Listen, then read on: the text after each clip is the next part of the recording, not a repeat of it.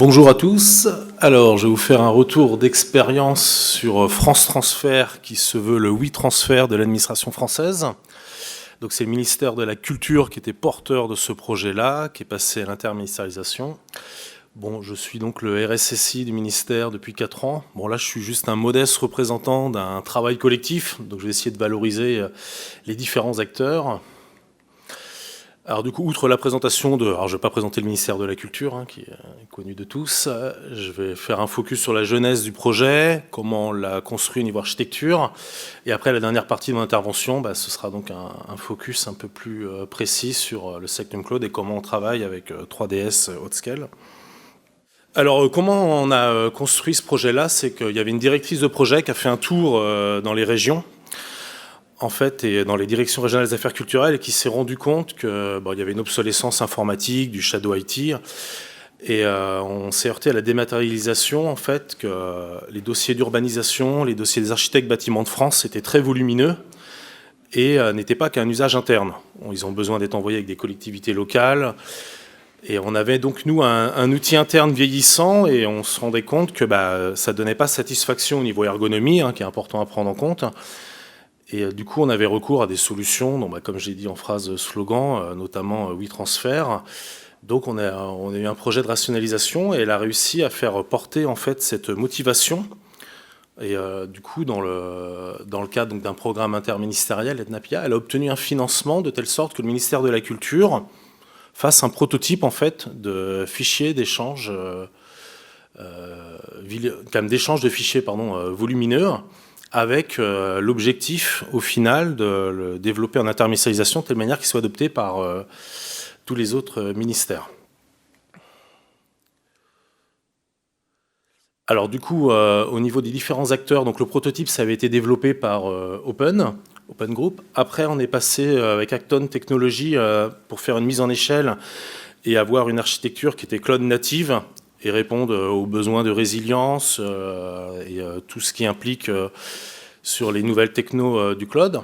Alors en exploitation, donc l'interministérialisation, donc ça s'appelle la direction du numérique pour le secteur public. Elle propose différentes applications. Il y a le CHAP qui est le WhatsApp de l'État. On a des outils collaboratifs, des outils de stockage de fichiers, mais elle ne fait pas l'exploitation en tant que telle de ces applications. C'est à chaque fois le ministère qui est initiateur de l'application qui doit assurer ça. Donc l'exploitation est le ministère de la Culture. Acton Technologies, qui a développé toute la partie cloud, on les a laissés en fait pour la partie hors prod. C'est à telle manière par des conditions de sécurité, j'en reparlerai, du fait qu'on est homologué au référentiel général de sécurité qui régit tout ce qui est téléservices et téléprocédures rendues aux citoyens. Et donc du coup, on a fait une stratégie en 2 étapes avec Hautscale, avec 3DS Hautscale. Donc au début, on était sur la région EU Ouest 2, on y reviendra, parce que du coup, l'application ne se veut pas dans un premier temps transmettre des données sensibles. Et après, on verra, du coup, on a une roadmap, en fait, où on verra si on intègre ça. Et on trouvait ça intéressant de commencer avec un hébergeur qui savait, en fait, proposer du Sectum Cloud sans le faire par défaut. Et donc là, du coup, depuis le début d'année, on est passé sur la région Sectum Cloud. Donc là, le service France Transfert, donc j'ai remis l'adresse. Bon, maintenant, elle est bien référencée dans vos navigateurs favoris. Donc on est passé sur le domaine numérique-gouv.fr, qui est le domaine lié à la direction du numérique. Et donc tout simplement, c'est un service interministériel d'envoi de fichiers volumineux, simple, sécurisé, entre agents de l'État, mais aussi avec les usagers, partenaires et prestataires. Alors du coup, pourquoi on précise entre agents de l'État? C'est qu'au bout de la chaîne, il faut forcément qu'il y ait un domaine en gouv.fr. C'est-à-dire qu'un particulier, donc, il peut envoyer des fichiers à des fonctionnaires, donc des agents de l'État. Par contre, on ne peut pas, on a de particulier en particulier. Ça reste vraiment un agent, quand même un service pour l'État, en incluant les particuliers. Donc, on est homologué, donc, ce JRGS depuis la fin de l'année dernière, avec toute une procédure d'audit, d'analyse de risque, qui ont été conduites suivant les certifications de l'ANSSI. Donc là, vous avez une architecture simplifiée. Même si on est entre gens de confiance, je ne voulais pas mettre trop d'informations qui auraient pu être sensibles ou éventuellement détournées par des gens mal intentionnés. Donc on se rend compte, donc si on utilise le serveur SMTP de la culture donc parce que la direction du numérique n'a pas son propre serveur de messagerie. À gauche, pour donc impliquer le maximum d'acteurs qui ont fait un excellent travail avec nous, donc il y a Inimission, c'est une société en fait qui nous fait tout notre reporting, toutes nos statistiques pour les usages en fait sur est-ce que un envoi n'a pas été téléchargé, est-ce qu'il y a des personnes qui n'ont pas saisi le mot de passe de confirmation. Donc, voilà. Donc on travaille avec eux sur ces statistiques. Et ils nous aident aussi, parce qu'en fait c'est un outil qui est utilisé à l'échelle interministérielle pour les autres applications, à contrôler les domaines qu'on intègre au fur et à mesure dans les domaines autorisés par défaut. Parce que du coup, alors je ne sais pas si c'est une success story comme a eu Scalingo, c'est encore trop tôt pour le dire, à l'atelier précédent, mais on a une forte demande, on a eu pas mal de publicité, des articles médiatiques où on a suscité de l'intérêt de beaucoup de collectivités qui nous demandent logiquement à intégrer en fait d'office dans les domaines gouvernementaux, donc c'est Inimission qui gère ces demandes. La partie droite, pour ceux qui sont spécialistes de cloud native, donc sans surprise, on utilise Ansible, Terraform, donc on fait de l'infrastructure avec as a code et avec un déploiement continu, intégration continue. Ce qui va changer, là, ce qu'Apparent l'a laissé, donc on a un antivirus qui est Clamavé, qu'on a jugé perfectible dans la communauté SSI interministérielle.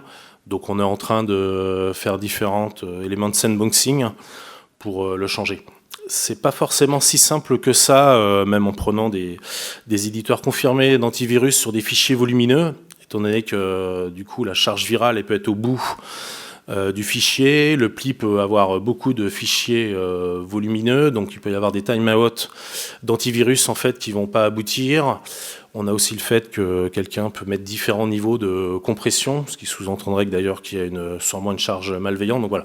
Donc on travaille en ce moment, c'est vraiment là la prochaine brique qui va changer, d'avoir un antivirus plus performant et adapté aux fichiers volumineux, ce qui est le but de l'application. Donc là, c'est du coup le choix qui a été fait pour Hot-Scale, pour 3DS Hot-Scale. Donc c'est ce que j'ai dit, on avait cette perspective d'aller sur du Secnum Cloud. Donc on a fait tout ce qui est scalabilité, consommation à l'usage, infrastructure as a code, automation DevOps. Notre architecte Claude a tout de suite bien travaillé du coup avec l'équipe 3DS Hot-Scale et on a réussi à produire des résultats en fait en peu de temps et du coup là on a remis en fait tout ce qui nous paraissait flagrant comme point positif. Bon, c'est du cloud natif avec tous les avantages qu'il y a en fait à passer sur du cloud.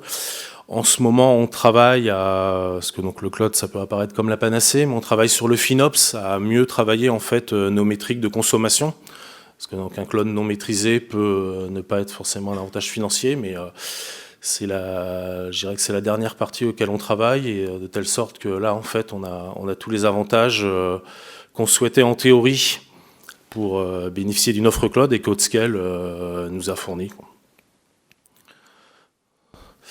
Alors sinon sur la partie plus, donc 3DS Hot-Scale sur le Secnum Cloud, donc en fait donc dans le secteur public, nous on est évidemment très attentif à tout ce que propose en réglementation l'ANSSI. On va pas refaire en fait, c'est pas ce rôle-là, donc dans les RSSI ministères, l'ANSSI, on a cette chance-là en fait d'avoir cette structure tutélaire qui nous propose des certifications, des qualifications. Donc du coup, Hot-Scale répond à tout ce niveau d'exigence qui est très élevé. Donc là, en plus de ça, par rapport au plan d'assurance sécurité qu'on connaît quand on choisit un hébergeur, une offre SaaS, ils ont les certifications ISO. Donc pour ceux qui ne sont pas familiers, l'ISO 27017 là, qui est citée, c'est une déclinaison de l'ISO 27002, mais adaptée au cloud, avec vraiment la dualité entre client et fournisseur. Donc c'est très intéressant que 3DS Hot-Scale réponde à ces nouvelles normes de sécurité. Et l'ISO 27018, donc c'est adapté au RGPD en fait, et par rapport au cloud avec la protection des données identifiables, protection des données d'informations identifiables. Voilà. Donc là c'était pareil, on travaillait en bonne confiance. Du coup, là, c'est un petit focus pour l'offre d'Audscale qui est aussi certifiée sur l'hébergement des données de santé, qui est assez dans l'actualité. Alors, c'est un référentiel spécifique pour lequel, donc, du coup, il y a des organismes d'accréditation. Donc là, la certification, alors la ZIP Santé, si vous connaissez plus l'acronyme, c'est l'Agence numérique de la santé depuis un peu plus de 2 ans et demi. Et donc LNES, c'est le Centre de métrologie et d'essai. Ouais, homologation. Bon. Alors du coup, on revient sur le visa de sécurité de l'ANSSI. Donc l'ANSSI a toute une démarche et prononce des arrêtés d'homologation. Alors, qui sont adaptés à tout ce qui est opérateur d'importance vitale. Il y a aussi les opérateurs de services essentiels. Mais du coup, au ministère, nous, secteur public, donc on regarde de près tous ces visas de sécurité. Alors moi, dans mon rôle de RSSI, ça pourrait être intéressant de proposer par défaut à chaque fois à mes différents chefs de projet d'aller vers le Secnum Cloud, mais non, on le ramène quand même aux enjeux, il y a des intérêts financiers, donc voilà, on travaille vraiment par rapport aux enjeux, mais donc du coup, dès que la sensibilité des données intervient notamment, il y a la notion de souveraineté que je développerai un peu plus tard, on va vers le Secnum Cloud avec la garantie que l'ANSSI a vérifié, contrôlé, voilà. Donc sachant que les certifications Secnum Cloud de l'ANSSI ont une durée déterminée, donc il y a ce confort de savoir que ça va être de nouveau éprouvé dans le temps et du coup que les différents hébergements, en l'occurrence A3DS Audscale, va devoir reprouver sa maturité cyber en souveraineté. Donc là, la souveraineté, du coup, on a mis différents items pour savoir comment elle se déclinait concrètement. Donc c'est ça l'entité de droit français, donc les data centers sont en France. Ce qui est très important aussi, c'est que le MCO, le MCS, donc maintien en conditions opérationnelles, maintien en conditions de sécurité, c'est par des équipes en France. On peut avoir des fois, en extrapolant un peu la thématique plus globale, d'avoir des solutions américaines notamment, extraterritoriales, qui se prévalent d'être basées en France, mais qui sont administrées en fait à distance par du coup des administrateurs basés sur d'autres pays. Donc c'est pas suffisant en fait pour avoir ce label-là. On veut vraiment la mainmise totale en fait sur la souveraineté et la territorialité et d'être immune extraterritorial, quoi. Donc là, les différents critères qui ont permis à A3DS Audscale de répondre à ce critère de souveraineté. Donc il faut savoir qu'en ce moment, le secteur public, on fait extrêmement attention à ça. Ça a toujours été prégnant pour nous, mais c'est vraiment important. Notamment sans faire trop de conclusions sur la géopolitique. Il y a eu l'affaire des sous-marins en fin d'année dernière qui a ressurgi en fait dans les différents ministères sur des fois des conséquences qu'il peut y avoir avec des directives politiques qui nous font attention à ça. Donc c'est bien d'avoir ce travail de l'ANSSI et les hébergeurs qui arrivent à justifier en fait les exigences de l'ANSSI. Donc on se rend compte que la souveraineté, il y a 3 aspects qui sont appliqués. Donc le réglementaire, donc l'aspect juridique et l'opérationnel. Donc il faut trouver un bon compromis entre les 3. Donc là on l'a trouvé avec 3DS Audscale.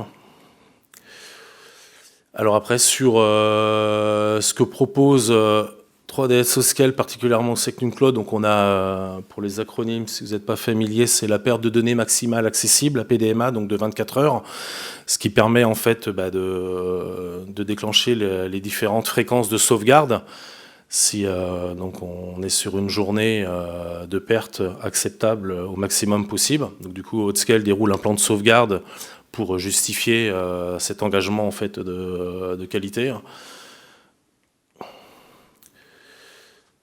Vous souhaitez envoyer des fichiers volumineux à un usager ? Votre prestataire doit rapidement vous transmettre des documents ? Facilitez-vous la vie avec France Transfert. Développé et opéré par l'État, France Transfert vous permet, en tant qu'agent de l'État, d'échanger des fichiers volumineux de manière simple et sécurisée avec les usagers, les administrations, partenaires et prestataires.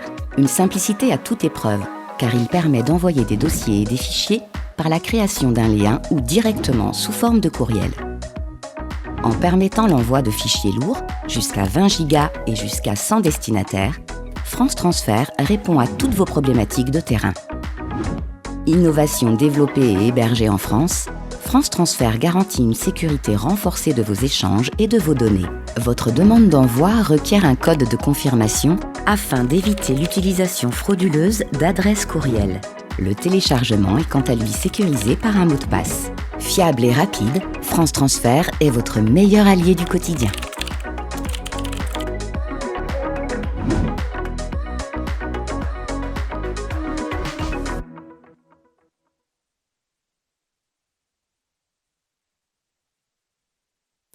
Voilà, c'est la première fois que des gens voient cette vidéo avec la signature du gouvernement. Avant, on avait une signature interne culture, et donc là, c'est toujours pour améliorer la communication, la promotion de cet outil-là. Donc voilà, vous êtes les premiers à bénéficier de cette vidéo. Non, merci à vous.